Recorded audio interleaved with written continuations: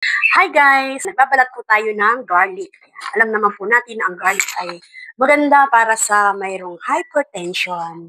Nagpapababa po ito ng high blood. According to study, ano po na ang pagkain po ng hilaw na bawang ay nakakatulong upang mapababa ang ating blood sugar level. At pati rin po sa pag-iwas sa risk ng atherosclerosis. Ano ba yung atherosclerosis? Ito po yung mga nangangapal na ugat dahil sa fat deposit sa ating pong mga ugat-ugat, no? At nahihirapang dumaloy ang dugo dahil po makapal na yung kumakapal po yung fatty deposit sa ugat na pinagdadaluyan ng ating pong dugo. According to studies din po ay pag may diabetes kasi may risk ng atherosclerosis at malaking pong tulong ang bawang sa gano'n. No? At alam po natin naman na ang bawang ay nakakatulong po upang mapababa ang ating blood pressure dahil sa allicin content nito. Pag tayo din po ay kain ng bawang, ay nababawasan po yung incidence ng heart disease na lalo na yung sa mga tao may 80% na diabetic. Ito din po ay nakakapagpababa ng cholesterol level sa ating katawan at makakapagpataas po siya ng good cholesterol. At ito po ay maganda ring source ng vitamin B6 and vitamin C. At alam niyo po ba ang vitamin B6? Ito po ay responsable po sa metabolism ng carbohydrates. Nakakatulong po sa digestion ng carbohydrates sa ating katawan. Yun po yung gawa ng vitamin B6. So lalo na kapag tayo nakakaedad na, usually yung metabolism natin ay bumabagal na po. Ayan, kaya nga po tayo ay karaniwan tumataba kasi ang ating pong metabolism ay bumabagal at saka marami na pong na-encounter na sakit dahil sa ang metabolism po ay bumabagal na. Vitamin C po ay malaki po ang role niya, no, upang ma-maintain ang blood sugar level ng ating pong katawan. Kaya nga po kailangan po tayo ay merong vitamin C at ang vitamin C po ay malaking tulong para nang sa ganun ay lumakas ang ating immune system. So ano po ba ang mga other benefits of garlic? Nakaka-improve sa ating kalusugan, lalo na po sa cardiovascular system natin, sa ating puso, sa pamagitan po ng pagbaba ng level ng cholesterol, triglyceride, at saka po ng blood lipids, nakababa po ito ng blood pressure. Ito din po ay merong anti-tumor of anti-cancer. Nakaka-prevent din po ito ng cancer cell growth. At ito po ay may malakas na antibacteria at antifungal effect. Kaya nga po kapag fungus po ay, ayan, magdikdik lamang po tayo ng bawang at ikuskus po natin dun sa affected area. Meron po akong experience, no? Meron po akong allergy na talagang pabalik-balik sa akin may paa.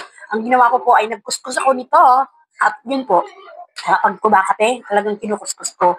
So, yun po ay hindi na po siya bumabalik. Bumalik man pagka yung nakakain ako ng bawal, pero kukuskusin ko agad. Dahil antiviral effect din. So, antioxidant at napoprotektahan niya po ang ating cells sa ating pong mga katawan. So, marami po ang benefits ng bawang. A clove of bawang in a meal ay malaking tulong. Panatiling malusog ang ating mga katawan. Kaya lang po may mga risk po dito. Yung mga tao pong umiinom ng mga blood thinning medication, like for example, yung mga aspirin, warfarin, ay kailangan na po natin magpa-consult sa doktor kung pwede po tayong uminom ng ganito. Kasi may blood thinning effect din po ito. Parang aspirin din po ito. Ano po ang epekto nito sa atin, no? Meron pong bad effect ito, tulad halimbawa ng heartburn, na pag kumain po tayo ng bawang, meron pong laman ang siya natin or isama natin sa ating pagkain dahil ito po ay nagkaka-cause ng heartburn, no? Heartburn. Yung masakit po dito sa sikmura tapos ay umaakyat po dito sa ating dito sa ating dibdib na parang akala mo may heart disease ka.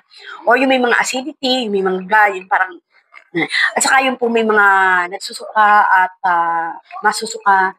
Ayan, kuminsan po ay nakakapagpadumi ito. Ayan. So, yun po yung effect ng bawang. So, ang gagawin ko dito, lalagay ko po dito sa lalagyan at i-ferment ko po siya. Dalawa po ang fermentation na gagawin ko. Yung isa i-ferment ko sa apple cider vinegar at yung isa naman po ay i-ferment ko dito sa honey. Ang fermentation po nito ay pwede 2 to 3 days, pwede mo na pong kainin pagka nakalagay sa suka. At ang gagamitin ko pong suka ay yung apple cider vinegar. Ayan. Pwede naman po kung meron kuting suka ang inyong gagamitin, din po. Pero sa akin po, I prefer kasi yung apple cider, mas healthy siya. Yan po ay ilalagay ko dito para i-ferment po siya for 90 days. Medyo matagal-tagal. Alam niyo po ba na ang sarap ng lasa niyan pagka yung na-ferment na po siya, na siya sa honey? Usually, sinasama ko siya sa aking pagkain. Yan. Kaya po ang bawang ay hindi nawawala sa aming hapagkainan. Dahil ito po ang aming vitamin, maintenance. Ayan, marami po kasi ang bawang na. Marami pong natutulungan o maraming kagamit ang bawang. Yun nga lang, magtitisay sa lasa, pero hindi ba rin ng lasa, basta masulusong ka naman. So, ito lamang po guys, at sana po ay meron kayong natutunan. Kung may natutunan po kayo, please don't forget to like and share. God will bless you, and thank you for watching. Bawang na po tayo. Ayan, so lalagyan po kami yan ng honey.